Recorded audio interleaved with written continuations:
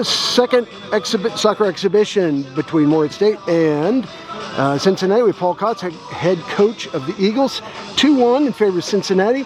Coach, it was 1-1 going into the latter stages of the game. They were able to get the go-ahead goal, but the score's doesn't really mean much at this juncture. It's kind of an indication of how we played, and I think you would say safely that you were quite impressed with what we did out there.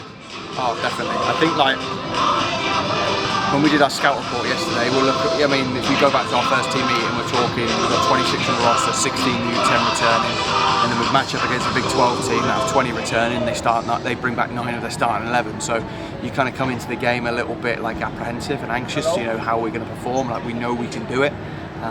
We started 8 underclassmen, and I think they were nervous coming in, but I think as soon as the whistle went, they were flying and they were ready to go. I think we defended really well. We had a chance early, as did they.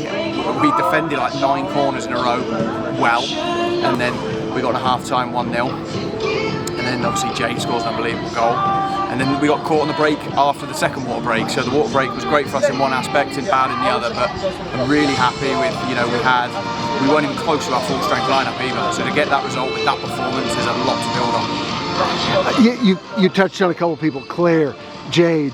I don't know if you mentioned Faith or not, but we just talked about Carissa. Several players really, BB I thought really hustled quite a bit. A lot of folks really kind of established themselves in the lineup today. Yeah, I think Claire was great first half. Sophia came in, made some good plays, some crosses. Faith brilliant, like she always is. Olivia was solid back there. Coming from, I know this from experience. Coming from England, this heat's tough, especially on turf. Something they're not particularly used to. And then Hannah Carter at left centre back filled in. We brought her to be a midfielder, but by trade she's a defender, and she went in there. I've coached her there before, so it was good to see her back there. And then Charlotte Lee as a freshman, Cam Baquero played a lot more than we would have liked her to play, because we want to rest the midfielders as best we can for Thursday. Carissa Vella was unbelievable in 3 different positions. BB is just different player this year. Jade was great. Ada Peck was a threat in the first half.